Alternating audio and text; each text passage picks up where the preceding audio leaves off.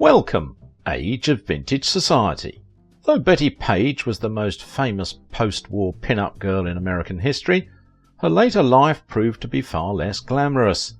By the end of the 50s, the most photographed model of the 20th century had become a total shut-in. After suddenly disappearing from the spotlight in 1957, Bettie Page's later life was shrouded in mystery.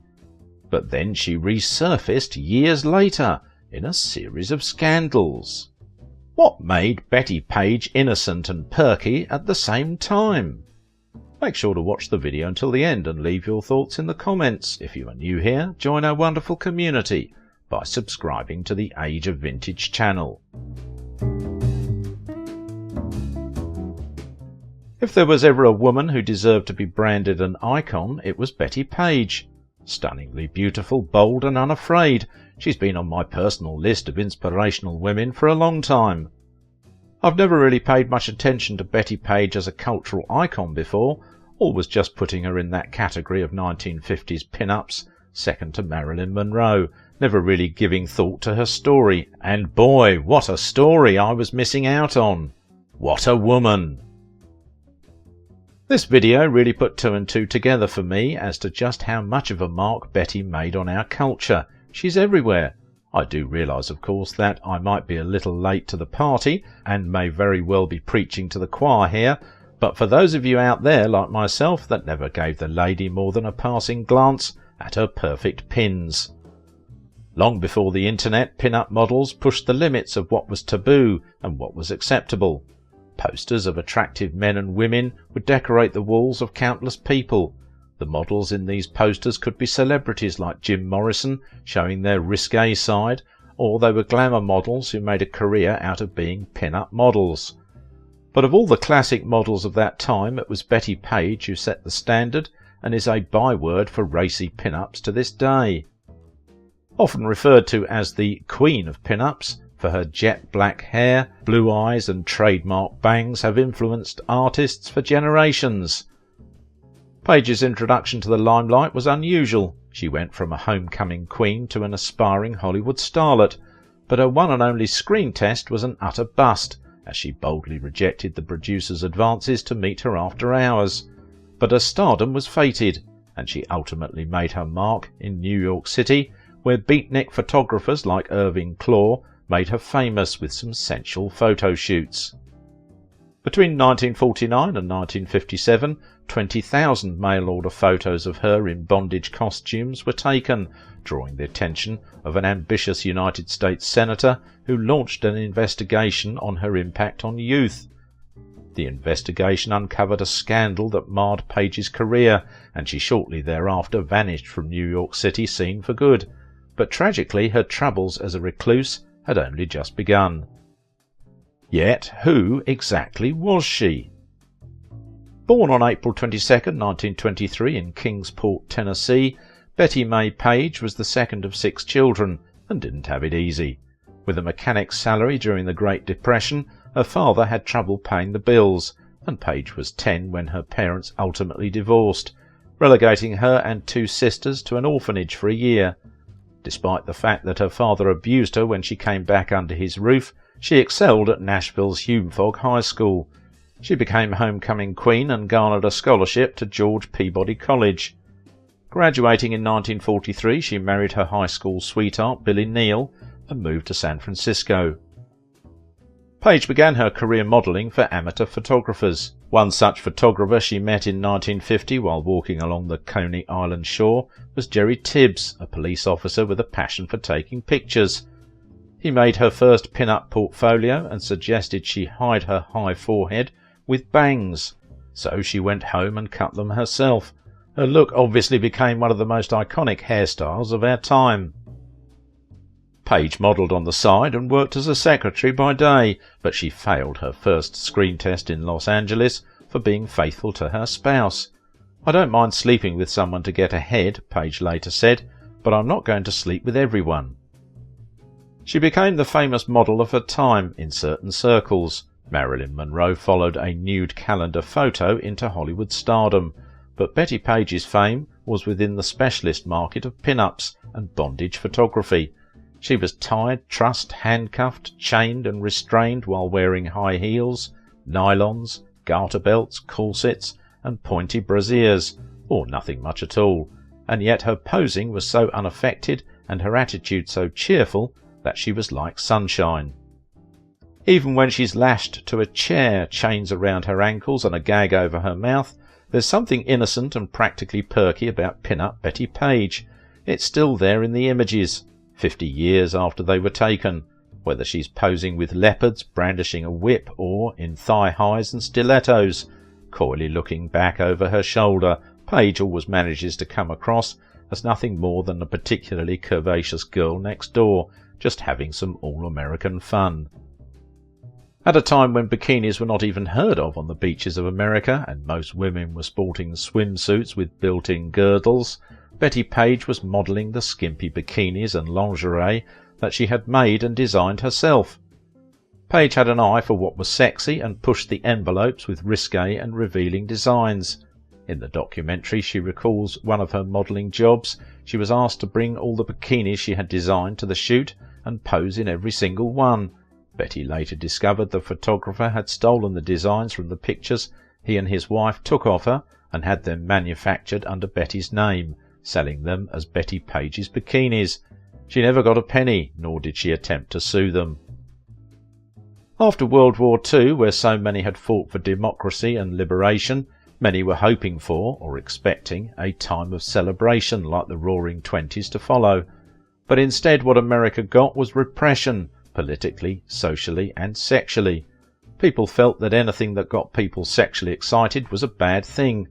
There was an enormous amount of fear that the youth of America would be poisoned by delinquency, and very visible government-controlled campaigns were launched to suppress the distribution of sexually explicit material. So for Bettie Page, with all her smiley, joyous sexual freedom, to suggest that sex was simply a normal part of life was quite simply revolutionary. Ultimately, Page and Neil divorced in 1947, and just a year later she moved to New York City and met the man who would change her life, Jerry Tibbs. He urged her to pose for his nude camera club, and she agreed. She soon made it into the pages of magazines like Wink and Flirt, but her 1955 Playboy centerfold brought her career to the next level. The shoot garnered the attention of Irving Claw, a pin-up king photographer who specialised in bondage shoots that saw models tied up in rope and leather.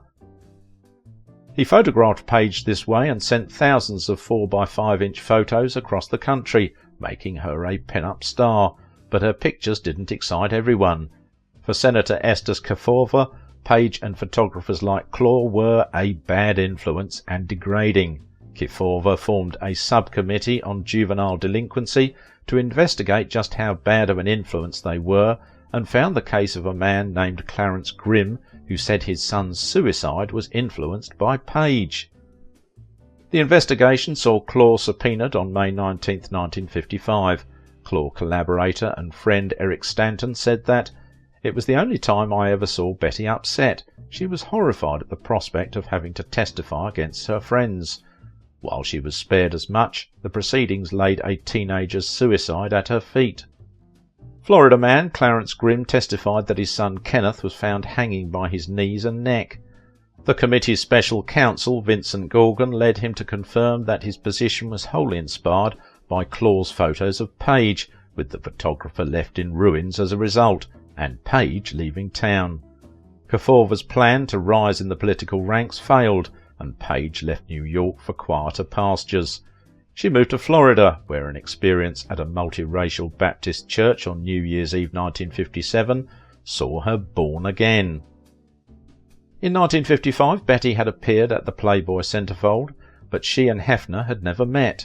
She finally met him in 1993 when he invited her to dinner at the mansion. Hefner realised she did not have proper representation. Having emerged from obscurity for already 3 years, Bettie was still penniless and not receiving any royalties. The founder of the iconic magazine put her in touch with the same agent who also represented the Marilyn Monroe and James Dean estates.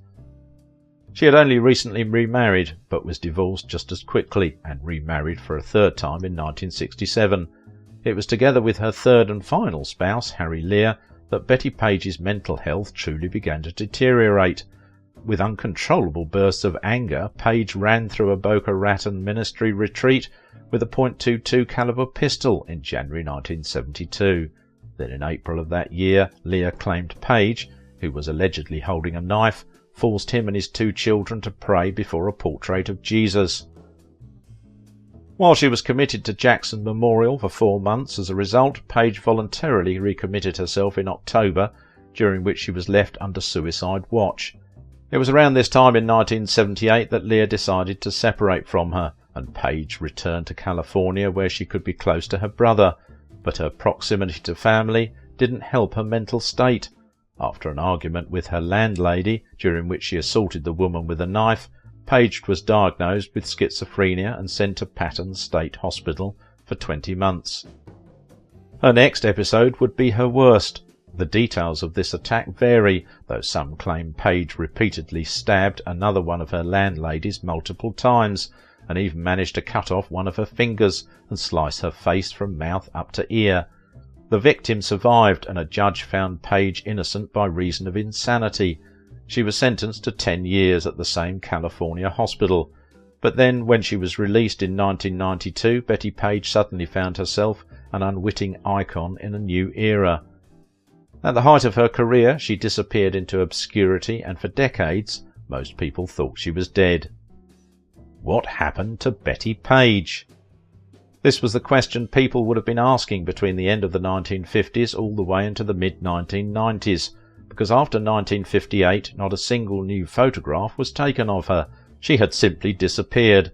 A new cult following was built around her during the 1980s, although it was unclear at the time whether Bettie was even alive.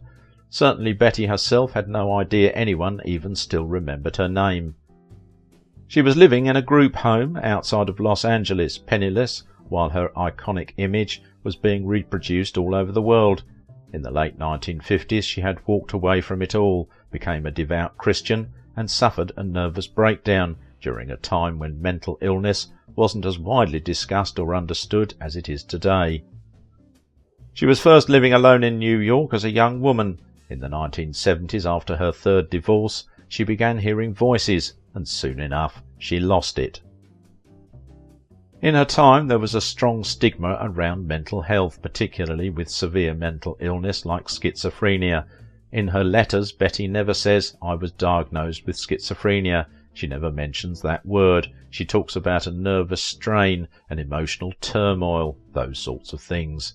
But it's clear she does have this paranoid schizophrenia that she was said to be diagnosed with. She lived on Social Security benefits, and despite her mental health anguish, relied on her faith and immersed herself in Bible studies. The newspaper added that in her later years she lived on the proceeds of her revival, which had reached a cult-like status. She herself said in an interview that she got rid of her pin-up costumes that she had made by hand, but then she came to some peace with it, and it was her legion of fans that helped Page not only accept her fame, but appreciate it. If you've only ever looked at Bettie's pictures in passing, seen those big red lips smiling widely, you would never have guessed she had such a rough life. It wasn't until she saw a segment on Entertainment Tonight from her group home outside of Los Angeles that Bettie became aware of the resurgence of her popularity. In Bettie Page's absence, the public grew increasingly curious about her, so much so, in fact, that Penthouse magazine offered anyone who could prove she was dead or alive $1,000, and while Bettie Page was busy wrestling with her mental health, a whole new generation had taken note of her. Despite the many ups and downs Page endured, both privately and publicly, she was a woman with dreams of a brighter future. She struggled with a lot of the same issues other people are faced with, but she always maintained this stubborn optimism in the face of everything that life threw her way. Even through multiple hospitalizations and years of poverty and disappointment, she still got back up and hoped for more. She always kept planning a new path for herself. From an impoverished Tennessee girl to an iconic 1950s model who helped usher in the sexual revolution of the 1960s, Bettie Page lived nothing if not a full life. She inspired comic books, fashion, and even action figures, and today she's best remembered as an icon of feminine power and sexual expression. After years of living on Social Security benefits and royalties, Page ultimately died of a heart attack on December 11th, 2008, after being hospitalised with pneumonia days earlier. If you liked this video, don't forget to give it a thumbs up, subscribe if you are new here, and if you want to support my work, please visit my Patreon page. It wasn't just Bettie Page who was regulated by the government. If you want to know why was Barbara Lamar banned from Los Angeles as a teen, then you should definitely watch this video.